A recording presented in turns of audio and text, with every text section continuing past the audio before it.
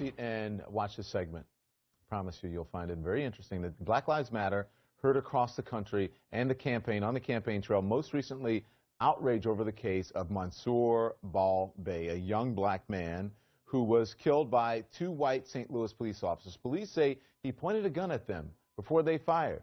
His family disputes that.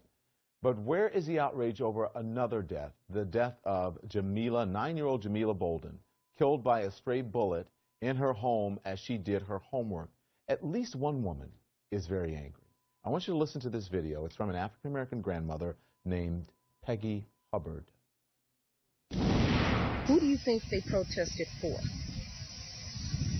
The thug, the criminal, because they're hollering police brutality. Are you kidding me? Police brutality? How about black brutality? You black people, my black people, you are the most violent I have ever seen in my life. You're shooting at the police. Police drops your ass. Oh, poor so-and-so.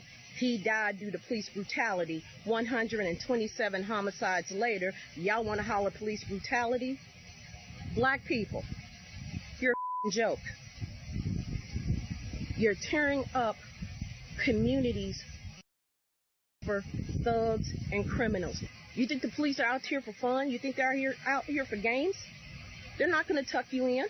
They're not going to give you a cookie and sing you a lullaby and tuck you in. No, they're going to pop a cap in your ass. You shoot at them, they're going to shoot at you. Jamila Bolden, 9 years old, lost her life in her own home doing her homework. Second, third day of school, looking forward to her future, and she's killed by a drive-by shooting, and it was the wrong house. It should have never happened to anybody, and it happened to her, a child. My husband and I were sitting on the couch watching television. I didn't even know about Jamila's death until the next day. We were sitting on the couch watching television, and they break into normal broadcasting because there's a full-blown riot in downtown, well, not downtown, but midtown St. Louis, in the neighborhood I grew up in, the Walnut Park, Wells, Goodfellow, that area, North City. And the police executed a search warrant. Suspects are in the house. They're running from the police, shooting at the police, and the police shot one of the suspects, and he was killed. And from what we understand, he had a gun, and it was a stolen weapon. Jamila, the day before, I didn't hear anything on it on the news, and I'm an avid news watcher. Nothing was reported. It was just a blip. This guy dies, this Bay guy dies, and all of a sudden, there's a full-blown riot in the neighborhood I grew up in. And there's nothing for her. And we're hollering Black Lives Matter. He had his chance to matter. He chose his path. He chose his destiny. Jamila never got her destiny. She never got her promises. Her life mattered. Her dreams mattered. Her vision mattered. She could have been the next Secretary of State. She could have been the next Attorney General. She never got a chance. And where was the outrage over her? For you starts now.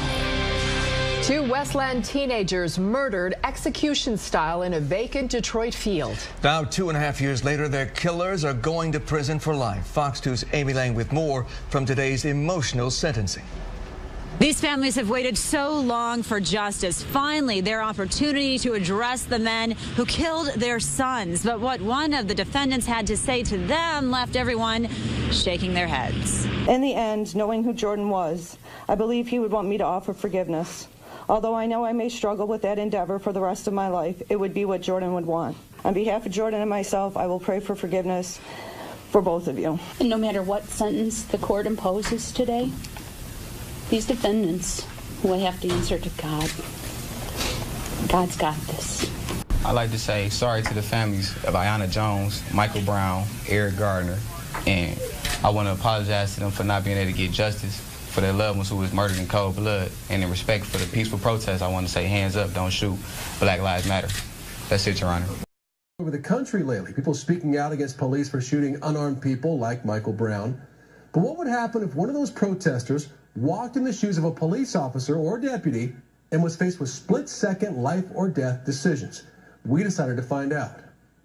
So I'm going to have you put the holster on right inside your belt loop there. Jarrett Maupin gets his weapon. You might recognize him as a high-profile organizer in the minority community. Just last month, he led marches on Phoenix Police headquarters after an officer shot an unarmed man. We want his badge. We want his gun. We want his job. Today, he accepted an invitation to look at things from the other side, agreeing to go through a force-unforced training session with the Maricopa County Sheriff's Office. 3 scenarios where you have to decide to shoot or not shoot. Scenario 1 is a call about a man casing cars in a parking lot. Maupin approaches the man and starts asking questions. What? You're looking for your vehicle. What kind of car do you drive? Wave your hand in your gun. What kind of car do you drive? It's my car, man. Oh. Maupin, the officer, is shot. It happens that fast.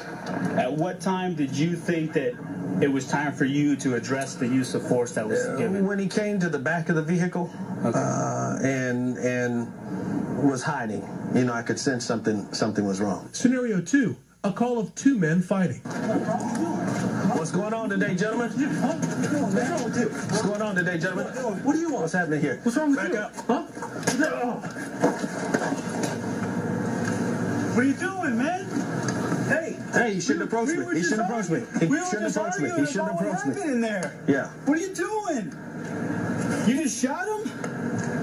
Hey, he rushed me. Tell me why you shot. Well, I've shot because he was within that zone. You know, I felt there was an imminent threat. I didn't necessarily see him armed, but he came clearly to do some harm to the officer, to my person. It's hard to make that call. It shakes you up. Again, an unarmed man was shot. Scenario 3, a call about a possible burglar walking down the street. Maupin gets him on the ground. He's not complying. I need you to keep your hands up, sir. For what? Because I need to check that waistband. For what? What are you doing? Because I don't know what you have under there. Everybody, look at this guy. What are you doing? No shots fired, but the suspect did have a hidden knife in his waistband. I went through the scenarios too, without seeing what Maupin did.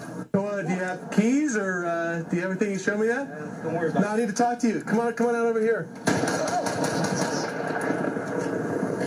Well, I'm dead. Maricopa County Sheriffs, get on the ground. Get on the ground. Both of you, get on the ground. Get on the ground. For what? Get back. Get back. Same results for both of us. Things happen very fast out here. I asked Maupin what his biggest takeaway from this exercise will be. I didn't understand how important compliance was, but after going through this, yeah, my attitude has changed. This is all unfolding in 10 to 15 seconds. People need to comply with the orders of law enforcement officers for their own sake. Joining us now is someone who was protesting outside the Ferguson Police Department when those 2 officers were shot last night. Ivory Nett is with us. Ivory, there's a couple of, I've talked to a lot of people on the ground, including people that were there last night, and there's 2 different stories that have emerged. One is that the shot came from behind the crowd, which brings up the issue of whether or not a high-powered rifle with a scope was used, and others say, well, no, maybe it came from the crowd. What can you tell us? Well, I was basically right there at the crowd, so I can definitely say it did not come from the crowd. But this is what you have here. There's a situation that happened back in August when Mike Brown was killed, and that was the first action that happened. Then you have a reaction what happened, which was last night when the police officers got shot. I'm not saying it was right. Ivory, no, you should be saying it's wrong, because you know we now have the Department of Justice under Eric Holder. We now have the grand jury. We have eyewitnesses, many who happen to be black. They testified to the fact that, and the evidence showed, and the forensics showed, we have Mike Brown robbing a store, intimidating a clerk. We know he fought for a cop's gun. We know he charged at a police officer.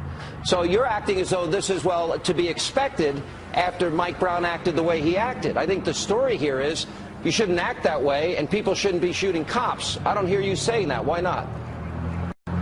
The thing is, you have no evidence that he charged anybody in the store. Yeah, we do. We have witnesses that testify. Listen. listen. Okay. There are also witnesses that testified Mike Brown had his hands up. So you look at the facts first. And the fact remains is there was an altercation on Canfield. The altercation happened between Darren Wilson and Mike Brown. Mike Brown, with the forensics showed, there were bullets with the hands. I don't know how. I'm not a scientist, but the facts remain. And but with the cops getting shot last night, that was not right. But that was not right for Mike Brown to be dead. 4 hours left, 4 hours on the ground.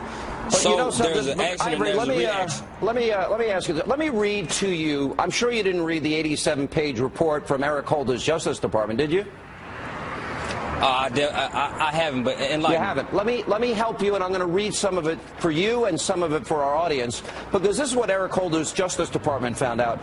Witness accounts suggesting that Brown was standing still with his hands raised in an unambiguous signal of surrender when Wilson shot Brown are inconsistent with the physical evidence, are otherwise not credible because of the internal inconsistencies, or are not credible because of inconsistencies with other credible evidence. In contrast, Officer Wilson's account of Brown's actions, if true, would establish that the shootings were not objectively unreasonable under the relevant constitutional standards governing an officer's use of deadly force. Multiple credible witnesses corroborate virtually every material aspect of Wilson's account and are consistent with the physical evidence. Let me translate that for you. So Eric Holder's Justice Department, after investigating it all these months, said the witnesses corroborated and the forensics corroborated and the evidence corroborated the officer's story, and you still believe otherwise. Why don't you believe Eric Holder's Justice Department?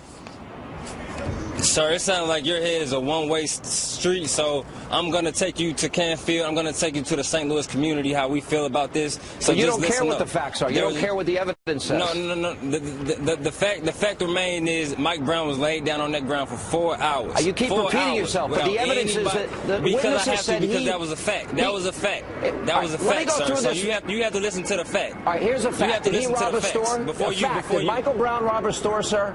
He did. Did he intimidate a clerk? He did. Did he fight a cop for his gun? He did. Did he charge an officer? According to the Justice Department, he did. How do you know? How do you know? Because of witnesses and forensic evidence presented in the case that you obviously didn't read. And now 2 cops are shot, and you're trying to compare this. We're on live TV right now, so present that to the world. Can you do that? Can you present that to the world? You need to educate yourself and maybe read the evidence in the case, read the grand jury testimony, which you haven't read, and read the Department of Justice report. Put the facts on television. Let me go back to Steve Harrigan.